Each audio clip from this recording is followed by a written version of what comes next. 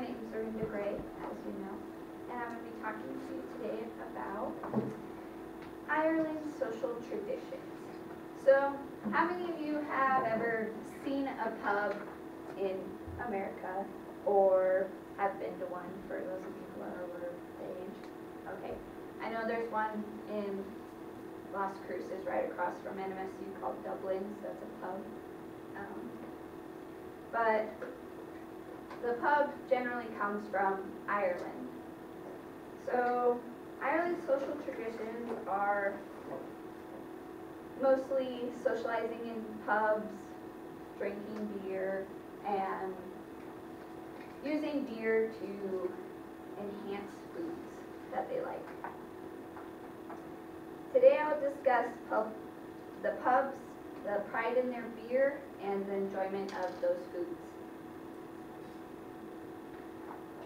They have very traditional social activities that they do like every single day, and it hasn't changed for many years. Like, it's always been the same since 1700s. So they have a social scene in the pubs. A pub is short for public house, which is a tavern or a bar. So we have a lot of those here. And the more traditional ones in Ireland are on the countryside, not like in the main cities. So it's kind of like they have the Irish-made beer, and they have Irish-made food made by a chef instead of just like pop in the microwave really quick and give to you like easy foods like a lot of bars have. And then that was by Steve's in 2013. He kind of like documented about the pubs that Ireland has.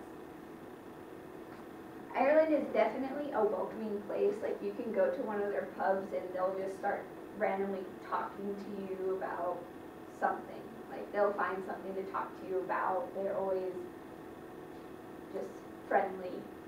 And they do have it to where like children can go into the pubs on certain nights with their family. They just can't like sit at the bar or, you know, of course drink, but depending on the age. And I know that there are some bars that do that in New Mexico, and like you can go in there, but you just can't drink, like play pool and stuff. So it's kind of similar. But a pub isn't a pub without the greatest beer in Ireland, which would be Guinness Stout. So, Guinness was founded by Arthur Guinness in 1759. He leased out pretty much a building. It's called St. James now, but it wasn't back then. And he rented it out December 31st of 1759 and started brewing then. So if you go to a bar or a pub in Ireland and you ask for a beer, they will give you a pint of Guinness Stout. So if you want anything different, you have to specify. If you want their draft, you have to specify you want the draft. And then half of the beer consumed in Ireland is Guinness. Most common is stout. I don't know why they like the stout. It's kind of gross to me. And then the second is the draft. But they have other kinds also that they make. And Guinness is liked in the U.S. thanks to my father-in-law. He says that it was like an interview. But the most common in the United States is the draft. Not many people like the stout. And Guinness is really expensive. A 6-pack is like $12. It's like $11.50 something. And the Guinness Storehouse is the #1 international attraction in Ireland. 50% of the visitors that go to Ireland go to the storehouse and go like see everything.